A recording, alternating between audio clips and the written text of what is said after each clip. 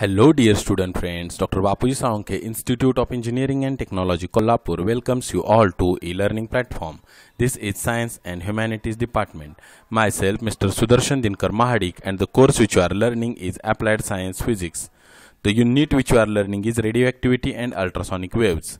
The learning outcome for our today's lecture is calculate the value of period, frequency and velocity of a given wave. So we are going to discuss about some of the basic concepts regarding the waves. Let's go. Basically, we will concentrate on the sound waves. Dear student, let me tell you one thing. There are two types of waves, longitudinal waves and transverse waves. So our main focus is to concentrate on the longitudinal wave and more basically the sound wave from them. So sound waves are the longitudinal waves. You must take one thing in consideration. The sound waves are a longitudinal wave. This thing is important for examination also. Longitudinal wave, the particle displacement is the parallel to the direction of a wave propagation. आता या ठिकाणी ध्यानामध्ये घ्या की sound wave कशी travel करते, म्हणजे आपला जो आवाज आहे तो कसा ट्रॅव्हल करत असतो पहा की डिरेक्शन ऑफ अ प्रोपॅगेशन, म्हणजे समजा साऊंड वेव्ह जी आहे ज्या दिशेनं चाललेली आहे त्याला म्हणायचं डिरेक्शन ऑफ अ प्रोपॅगेशन. आता आपली ही जी साऊंड वेव्ह आहे ती या दिशेने चालली बघा, प्रोपॅगेशन ऑफ साऊंड या ठिकाणी लिहिलेलं आहे, म्हणजे वेव्ह जी आपली साऊंड आहे ती या दिशेने अशा पद्धतीनं चाललेली आहे. ओके, म्हणजे फ्रॉम लेफ्ट टू राईट अशा पद्धतीने ती चाललेली आहे. आता लॉन्जिट्युडनल वेव्ह म्हणजे काय होतं पहा की साऊंड हा एक प्रकारची एनर्जीच आहे.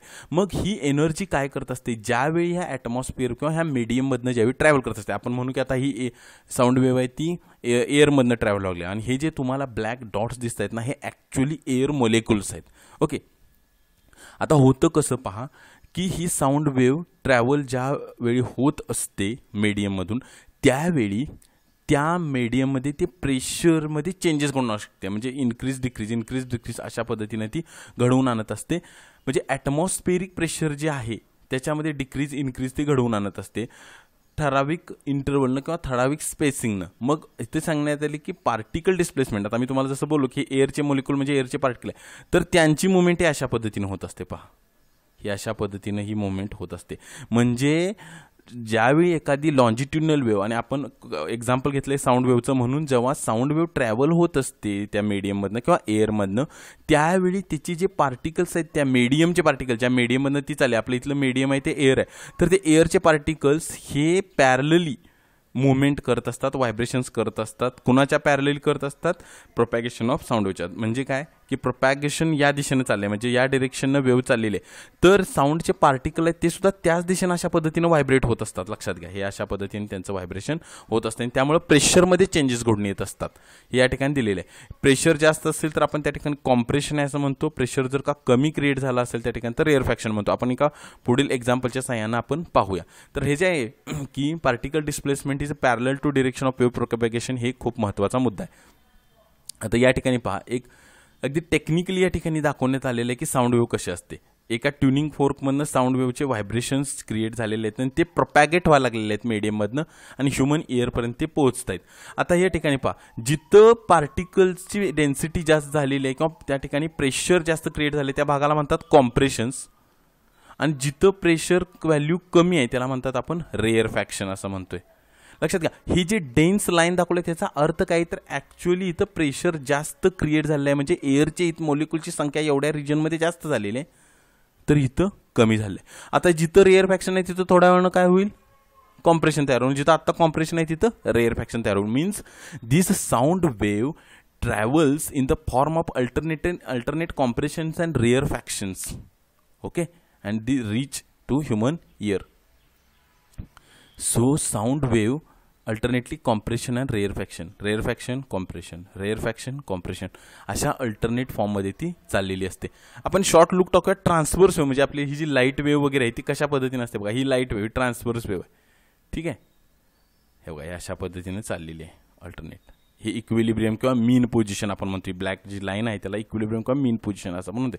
म्हणजे पहा, दोन प्रकार आहेत, लॉन्जिट्युडनल वेव्ह आणि ट्रान्सव्हर्स वेव्ह. लॉन्जिट्युडनल वेव्ह म्हणजे कोणती, ते आपण साऊंड वेव्हचं उदाहरण पाहिलं, आणि ट्रान्सव्हर्स वेव्ह म्हणजे ही जी इलेक्ट्रोमॅग्नेटिक वेव्ह आहे, म्हणजे आपली लाईट वगैरे आहे जे त्या ट्रान्सव्हर्स वेव्ह आहे. आता हे आपल्याला माहिती असू दे, कारण का की पुढं आपण ज्या कन्सेप्ट बघणार आहोत ना त्या कन्सेप्ट ह्या दोन्हीही वेव्हला लागू आहेत. म्हणून त्याचं कम्पॅरेटिव्ह आपण बघण्यासाठी, म्हणजे तुम्हाला लॉन्जिट्युडनल वेव्हमध्ये सुद्धा कळू दे की काय असते वेव्हलेंथ, टाइम पिरियड, फ्रिक्वेन्सी, आणि ट्रान्सव्हर्स वेव्हमध्ये सुद्धा कळू दे. म्हणून तुम्हाला मी ट्रान्सव्हर्स आणि ही जी वेव्ह आहे लॉन्जिट्युडनल वेव्ह म्हणजे ही वेव्ह, कॉम्प्रेशन रेअर फॅक्शनमध्ये चालणारी वेव्ह म्हणजे ही लॉन्जिट्युडनल वेव्ह, आणि ही ट्रान्सव्हर्स वेव्ह, ह्या दोन्हीची तुम्हाला मी डायग्राम या ठिकाणी दाखवले. आता आपण पुढं कंप्लीट त्याचे जे पॅरामीटर्स आहेत ते पाहूया. आता पहिला पॅरामीटर आहे ॲम्प्लिट्यूड ऑफ वेव्ह. बघा या ठिकाणी इथं तुम्हाला दिसत असेल कॉम्प्रेशन रेअर फॅक्शन्स आणि त्याचे ॲनॉलॉगस जे आहेत, म्हणजे त्याच्याशी साधर्म्य असणारे, समानता असणारे ट्रान्सव्हर्स वेव्हमधले सेक्शन पहा. इथं कॉम्प्रेशन आहे म्हणजे इथं ट्रान्सव्हर्स वेव्हचा क्रेस्ट आला. इथं रेअर फॅक्शन आहे म्हणजेच ट्रान्सव्हर्स वेव्हचा ट्रफ आला. बघा इथं कॉम्प्रेशन आहे तर क्रेस्ट आला, इथं कॉम्प्रेशन आहे तर क्रेस्ट, इथं कॉम्प्रेशन आहे तर क्रेस्ट. जिथं रेअर फॅक्शन आहे तिथं ट्रफ आहे ट्रान्सव्हर्स वेव्हचा. हे बघा इथं रेअर फॅक्शन आहे लॉन्जिट्युडनल वेव्हचा तर इथं ट्रफ आहे. हा जो कोलगट भाग आहे ह्या इक्विलिब्रियम किंवा मीन पोझिशनच्या इथं तो आहे. तर तुम्ही दोन्हीही पद्धतीनं ट्रान्सव्हर्स वेव्ह आणि लॉन्जिट्युडनल वेव्ह जे आहेत त्याच्या दोन्हीच्याही कन्सिडरेशनमध्ये आपण ह्या टर्म्स तुम्हाला समजेल अशा पद्धतीनं प्रयत्न करणार. तुम्ही एक ध्यानात घ्या, ही जी खालची वेव्ह आहे ना, ही वेव्ह आहे ती साऊंड वेव्ह किंवा लॉन्जिट्युडनल वेव्ह आहे. ओके, आता ॲम्प्लिट्यूड ऑफ वेव्ह म्हणजे काय बघा, the maximum displacement of particle from its mean position on either side is called as a amplitude of a wave. आता मी तुम्हाला आधीच सांगितलं की कोणतीही energy in the form of a wave ज्यावेळी ट्रॅव्हल करत असते त्यावेळी त्या पार्टिकलचं व्हायब्रेशन होत असते. आता समजा ही वेव्ह आपण कन्सिडर केली साऊंड वेव्ह, ह्याच्यामध्ये काय झालं आहे की एखादा पार्टिकल इथं आहे समजा, तो मीन पोझिशनला आहे, तर तो काय करतो, वेव्हचं ट्रॅव्हल व्हायला लागले की तो अशा पद्धतीनं व्हायब्रेट होत लागतो.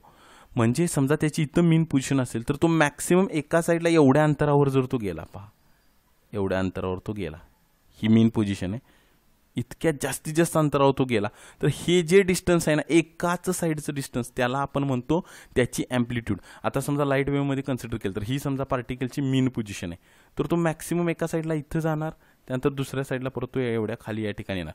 हे टोटल डिस्टन्स नाही बरं का, फक्त मीन पोझिशनचं पासून एका साईडला तो एवढ्या अंतरावर गेला ना, तर हे जे डिस्टन्स दिसत आहे तुम्हाला हा ब्लॅक ॲरो त्याला म्हणायचं amplitude of the wave.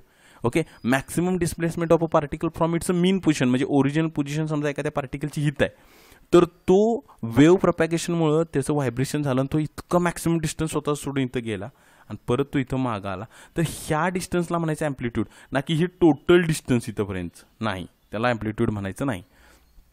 SI unit of amplitude is a metre. All the particles in the medium vibrate with the same amplitude.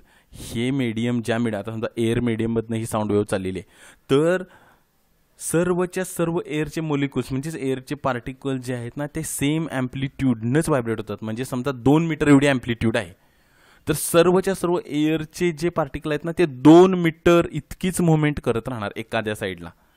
म्हणजे इथं एखादा पार्टिकल आहे एअरचा तर तो 2 मीटर म्हणजे इथंपर्यंत असाच ट्रॅव्हल करेल. ओके, याला म्हणायचं amplitude of the wave. Now period of the wave, the time taken by a particle to complete one vibration or one cycle is called as a period of the wave. It is denoted by capital letter T. Okay, म्हणजे काय पहा, पूर्ण एक oscillation म्हणजे बघा इथून तो particle अशा पद्धतीनं एका साईडला तो ॲम्प्लिट्यूडच्या मॅक्सिममला पोहोचला, त्यानंतर तो मीन पोझिशनला आला आणि परत तो इथं निगेटिव्ह साईडला किंवा रिव्हर्स साईडला येऊन परत मीन पोझिशनला आला. हे डिस्टन्स त्याला किंवा हे सायकल पूर्ण करण्यासाठी एक व्हायब्रेशन पूर्ण करण्यासाठी त्याला किती वेळ लागला. म्हणजे बघा इथून जर्नी सुरुवात झाली, अशा पद्धतीनं तो वर गेला, परत असा खाली आला आणि परत इथं मीन पोझिशनला आला. हे त्यासाठी त्यानं किती वेळ घेतला त्या वेळेला म्हणायचं पिरियड ऑफ द वेव्ह. म्हणजे एक सायकल आहे बघा, सायकल म्हणजे बघा मीन पोझिशनपासून सुरुवात झाली, एका साईडला तो उंचावर म्हणजे पूर्ण त्याची ॲम्प्लिट्यूड त्यानं कंप्लीट केली, परत तो मीन पोझिशनला, परत तो एका दुसऱ्या अपोजिट साईडला आला, परत तिथं मॅक्सिमम डीप तो गेला आणि ते परत मीन पोझिशनला आला. ही एक सायकल पूर्ण करण्यासाठी त्याला जितका वेळ लागला त्याला म्हणायचं period of the wave. Unit of period of the wave is a second. Frequency of a wave, very very important concept dear students. The number of oscillations completed by a wave in a 1 second is called as a frequency of a wave. त्या वेव्हनं एका सेकंदात किती vibrations केले त्याला आपण काय म्हणतो, किंवा किती ऑसिलेशन्स केले त्याला म्हणतो आपण फ्रिक्वेन्सी ऑफ द वेव्ह. म्हणजे आता समजा असं झालं की एका सेकंदामध्ये बघा एक सायकल पूर्ण केली आणि इथं दुसरी सायकल इथे या ठिकाणी पूर्ण केली, म्हणजेच या वेव्हची फ्रिक्वेन्सी झाली 2 हर्ट्ज. म्हणजे तुम्ही या ठिकाणी पाहत असाल, आता इथं जे उदाहरण दिलं आहे त्याच्यामध्ये काय दिलं आहे, फ्रिक्वेन्सी म्हणजेच काय सायकल पर सेकंद किती आहे 1 हर्ट्ज म्हणजे काय एका सेकंदात समजा मीन पोझिशनपासून त्या पार्टिकलनं सुरुवात केली आणि त्यानं अशा पद्धतीने इथपर्यंतची जर्नी केली म्हणजे एक सायकल जर का त्यानं एका सेकंदात पूर्ण केली तर तिथं फ्रिक्वेन्सी आहे म्हणायचं 1 हर्ट्ज. मग समजा त्यानं 10 सायकल्स पूर्ण केल्या एका सेकंदात तर फ्रिक्वेन्सी झाली 10 हर्ट्ज. आपण मग आपण सांगतोय त्या पद्धतीने SI unit of frequency is a hertz. Okay, the frequency is inversely proportional to the time period. बघा frequency is equal to 1/T. मग टी म्हणजे टाइम पिरियड. समजून येते का बघा. Number of oscillations completed by a wave in 1 second is called as a frequency of wave. म्हणजे समजा अशा पद्धतीचे 1000 ऑसिलेशन्स जर कंप्लीट केले त्या वेव्हनं एका सेकंदात 1000 ऑसिलेशन्स कंप्लीट केले तर काय होणार त्याची फ्रिक्वेन्सी होणार 1000 हर्ट्ज. आता या ठिकाणी तुम्ही पाहत असाल विजिबल स्पेक्ट्रममध्ये बघा दिसत असाल आपल्याला की हा एवढाच विजिबल स्पेक्ट्रम घेतलेला आहे. इकडं पहा तुम्ही रेड कलर, येल्लो आहे, ग्रीन आहे, ब्लू आहे, व्हायलेट कलर आहे. बघा इकडून इकडे फ्रिक्वेन्सीची व्हॅल्यू आहे ती वाढत वाढत चाललेली. तर फ्रिक्वेन्सीची व्हॅल्यू व्हायलेटची जास्त आहे बा तर रेडच्या फ्रिक्वेन्सीची व्हॅल्यू व्हायलेटच्या तुलनेत कमी आहे. Wavelength of a wave. Wavelength of a wave is denoted by Greek letter lambda. Okay.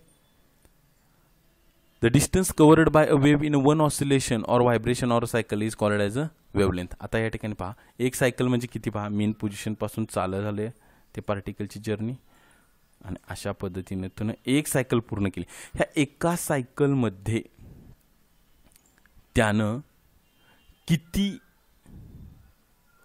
Distance cover केलं त्याला आपण म्हणतो वेवलेंथ. पहा इथून इथपर्यंतचं जे डिस्टन्स आहे त्याला आपण काय म्हणतो असतोय त्याची वेवलेंथ असं म्हणत असते.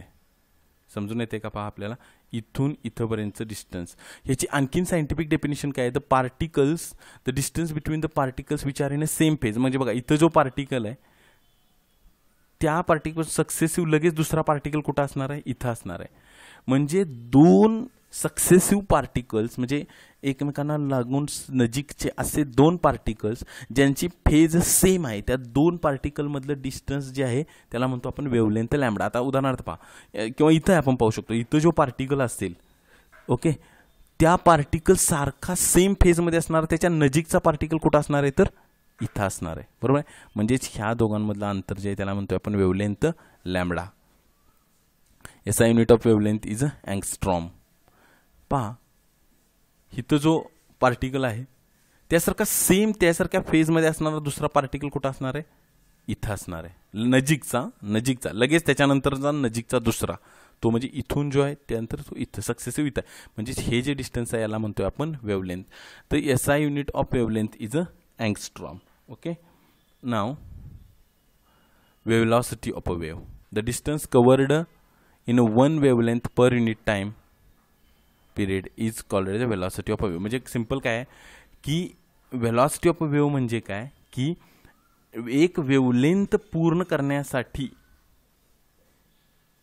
किती वेळ लागला तो कन्सिडर करायचा. मग डिवाइड म्हणजे ती wavelength divided by time period ह्यांचं जे गुणोत्तर आहे त्यालाच आपण म्हणतोय वेलॉसिटी ऑफ द वेव्ह. बघा velocity of the wave is equal to wavelength divided by time period. आता आपल्याला माहिती आहे की 1/टाइम period is equal to frequency आपण पाहिलेलं आहे. म्हणजे आपण असं केलं V is equal to lambda राहिलं काय फक्त 1/T. 1/T म्हणजे फ्रिक्वेन्सी n ते रिप्लेस केलं की आपल्याला कळून येते V is equal to n lambda where V is a velocity of a wave, n is a frequency of the wave and lambda is a wavelength of the wave. V is equal to n lambda हे खूप महत्त्वाचं सूत्र आहे आणि यातनं आपल्याला काय कळते पहा the velocity of a sound for given medium is a constant. म्हणजे एअरसाठी वेलॉसिटी ऑफ साऊंड आहे ती कॉन्स्टंट असणार. तीच पाण्यामधनं ट्रॅव्हल करायला लागली तर त्याच्यासाठी वेलॉसिटी ऑफ साऊंड आहे ती वेगळी असणार. ओके. एखाद्या गॅसमधनं ट्रॅव्हल करत असेल तर त्यावेळी वेलॉसिटी ऑफ साऊंड आहे ती वेगळी असणार. पण त्या दिलेल्या पर्टिक्युलर मीडियमसाठी वेलॉसिटी ऑफ साऊंड आहे ती सेमच असणार. आणि ह्या इक्वेशनवरून आपल्याला काय कळतंय पहा there is a inverse relationship between frequency आणि wavelength of a wave. Frequency आणि वेवलेंथ यांच्यामध्ये इनव्हर्स रिलेशनशिप आहे. म्हणजे जितकी फ्रिक्वेन्सीची व्हॅल्यू जास्त तितकी वेवलेंथची व्हॅल्यू कमी असणार किंवा वेवलेंथची व्हॅल्यू जेवढी जास्त तेवढीच फ्रिक्वेन्सीची व्हॅल्यू असणार ती कमी असणार. समजून आलं का पहा. तर ह्या एक काही बेसिक कन्सेप्ट होत्या वेव्हशी रिलेटेड. थँक्यू.